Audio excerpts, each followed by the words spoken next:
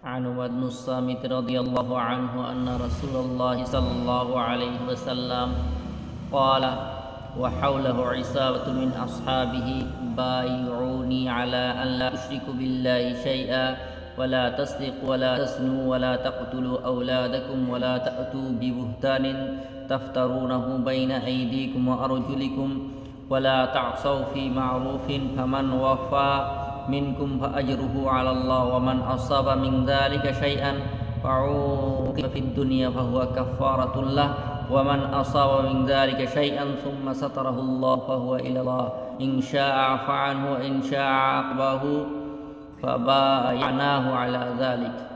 উবাদা ইবনে সামিত রাদিয়াল্লাহু তাআলা আনহু বর্ণনা করেন যে রাসূলুল্লাহ সাল্লাল্লাহু আলাইহি ওয়াসাল্লাম তাহার নিকট উপবিষ্ট সাহাবাদের এক জামাতকে লক্ষ্য করিয়া বলিলেন, আমার হাতে এই বিষয়ের উপর বায়াত যে আল্লাহ তাআলার সহিত কাহাকেও শরীক করিবে না, চুরি করিবে না, জিনা করিবে না, যেভাবে অভাবের ভয়ে নিজ সন্তানকে হত্যা করিবে না, জানিয়া শুনিয়া কাহারও অপবাদ দিবে না এবং শরীয়তের হুকুমসমূহের অবাধ্যতা করিবে না।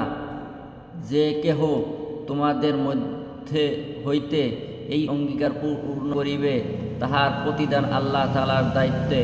আর যে ব্যক্তি শিরক ব্যতীত এইগুলির মধ্যে হইতে কোনো গুনাহ লিপ্ত হইবে অতঃপর দুনিয়াতে সে উক্ত গুনাহের শাস্তি পাইয়া যায়, যেমন ইসলামী দণ্ড ভোগ করে, তবে ওই শাস্তি তাহার গুনাহের জন্য ক্ষতিপূরণ হইয়া যাইবে।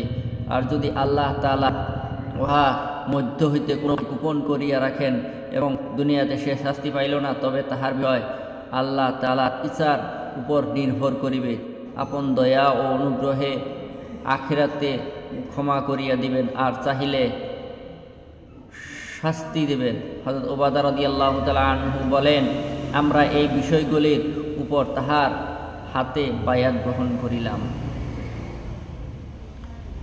عن معاذ رضي الله عنه قال أوصاني رسول الله صلى الله عليه وسلم ب10 كلمات قال لا تشرك بالله شيئا وإن قتلت وحرقت ولا تعقن والديك وإن أمراك أن تخرج من أهلك ومالك ولا تتركن صلاة مكتوبة متعمدا فإن من ترك صلاة مكتوبة متعمدا فقد برئت منه ذمة الله ولا تشربن خمره رأس كل فاحشة وإياك والمعصية فإن بالمعصية حل سخط الله عز وجل وإياك والفرار من الزحف وإن هلك الناس وإذا أصاب الناس موت وأنت فيهم فأثبت وأنفق على عيالك من طولك ولا ترفع عنهم عصاك أدبا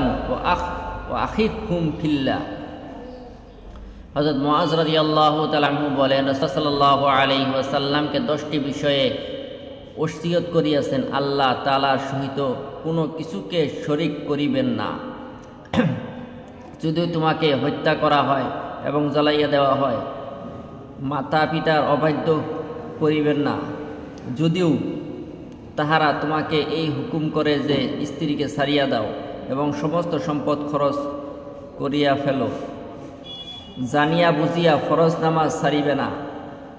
কেননা যে ব্যক্তি জানিয়া বুঝিয়া ফরজ নামাজ ছাড়িয়া দেয় সে আল্লাহ তাআলার জিম্মাদারি হইতে বাহির হইয়া যায়।